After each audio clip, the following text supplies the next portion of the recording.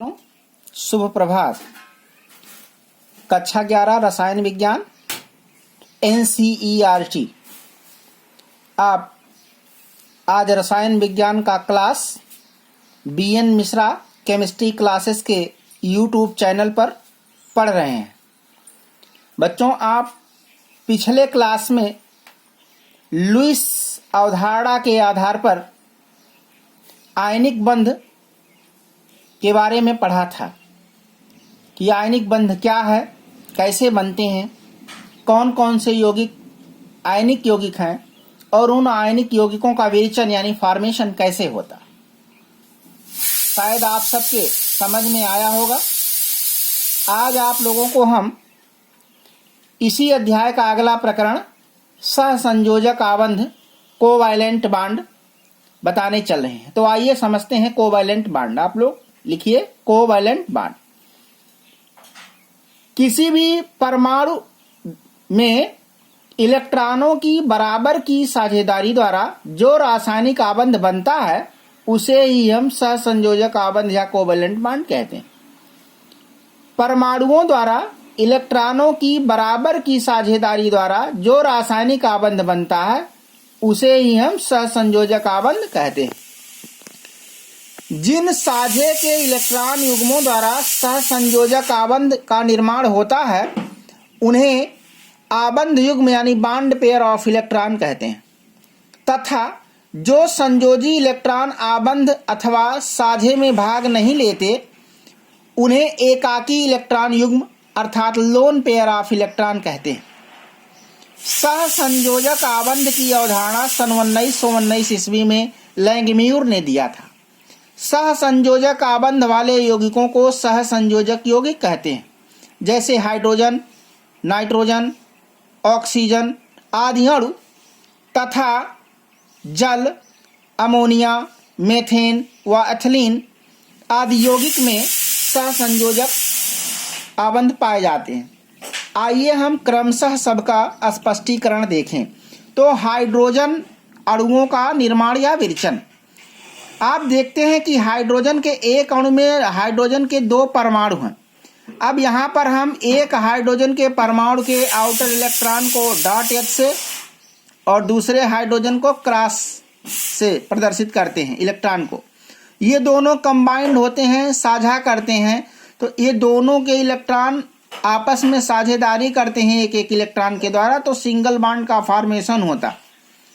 इसी को हम बॉन्ड पेयर इलेक्ट्रॉन कहते हैं। 2 इलेक्ट्रॉनों को ही हम क्या कहते हैं?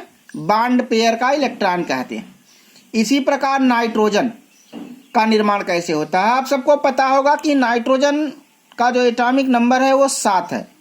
इसलिए इसके पहले सेल में इलेक्ट्रॉनों की संख्या 2 और दूसरे सेल में इलेक्ट्रॉनों की संख्या 5 होती है।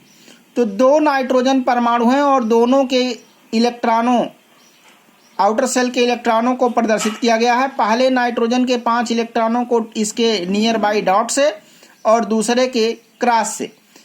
ये 3-3 इलेक्ट्रॉनों की साझेदारी करते हैं और यन ट्रिपल बॉन्ड यन बनाते हैं और दोनों ही नाइट्रोजन तत्वों के पास एक एक लोन पेयर इलेक्ट्रॉन शेष रह जाता है। आइए अब हम लोग देखते हैं ऑक्सीजन अणु का निर्माण या विरेचन। ऑक्सीजन अणु में 2 O2 ऑक्सीजन अणु में 2 ऑक्सीजन मिलकर के O2 बनाते हैं। O तथा O मिलकर के O2 बनाते हैं। अब ऑक्सीजन के आउटर सेल में 6 इलेक्ट्रॉन होते हैं, जैसा कि आप लोग देख रहे हैं। ये 2-2 इलेक्ट्रॉनों की परस्पर की बराबर साझेदारी करते हैं और O डबल बॉन्ड O का निर्माण करते हैं और दोनों ऑक्सीजनों के पास 2-2 लोन पेयर इलेक्ट्रॉन बच जाते हैं। अब आइए हम जल यौगिक H2O के विरेचन समझते हैं। H2O में 2 हाइड्रोजन और 1 ऑक्सीजन है। ये निम्न प्रकार प्रदर्शित हैं और यहाँ पर H single bond O single bond H का फॉर्मेशन होता है और ऑक्सीजन के पास 2 लोन पेयर इलेक्ट्रॉन बच जाते हैं। इसी प्रकार अमोनिया के एक अणु में नाइट्रोजन का 1 परमाणु और हाइड्रोजन के 3 परमाणु होते हैं, जो निम्न प्रकार अरेंज होते हैं। नाइट्रोजन के आउटर सेल में 5 इलेक्ट्रॉन और हाइड्रोजन के आउटर सेल में 1 इलेक्ट्रॉन होते हैं। इस प्रकार सभी हाइड्रोजन नाइट्रोजन के आउटर शेल के एक एक इलेक्ट्रॉन को अलग अलग लेकर के सिंगल बॉन्ड का फॉर्मेशन करते हैं, और नाइट्रोजन सभी हाइड्रोजनों का एक साथ एक एक इलेक्ट्रॉन लेकर अपने आउटर शेल में 8 इलेक्ट्रॉन पूरा करता। इस हिसाब से अमोनिया के सूत्र में H single bond N single bond H और नीचे की तरफ भी सिंगल बॉन्ड H है, और नाइट्रोजन के पास एक लोन पेयर इलेक्ट्रॉन बचता है, जैसा कि आप लोग देख रहे हैं डॉट से दर्शाया गया। अब आइए हम लोग देखते हैं मीथेन अणु, जिसका अणुसूत्र होता है CH4। अब मीथेन में 4 हाइड्रोजन होते हैं और एक कार्बन होता। 4 हाइड्रोजन को यहाँ हमने 4 लिख करके डॉट H कर दिया है, जबकि दूसरे भी तरीके हैं इसके। तो कार्बन के 4 इलेक्ट्रॉन को यहाँ पर हम डॉट से और 4 अलग अलग हाइड्रोजनों के इलेक्ट्रॉन को क्रॉस से प्रदर्शित किए हैं। सभी हाइड्रोजन कार्बन के अपने एक एक इलेक्ट्रॉन को लेकर के अपना डुएलेट पूरा करते हैं, और कार्बन सभी हाइड्रोजनों का एक एक इलेक्ट्रॉन लेकर के अपना ऑक्टेट पूरा करता है। इस हिसाब से हाइड्रोजन और कार्बन मिलकर के मीथेन की जो कोवैलेंट संरचना है वो निम्न प्रकार आती है। अब आइए हम एथिलीन अणु का समझें। एथिलीन अणु असंतृप्त हाइड्रोकार्बन का एक भाग है, और इसे निम्न प्रकार समझा जा सकता है।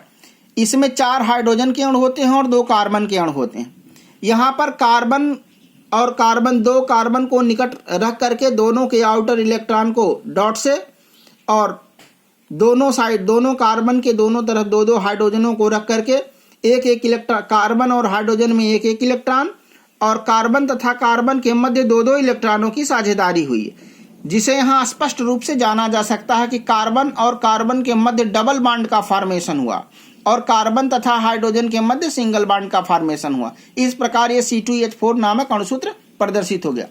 बच्चों, अब इसके बाद सहसंयोजक आबंध कब बनते हैं, कैसे बनते हैं, इसका हम अगले वीडियो में जिक्र करेंगे। धन्यवाद।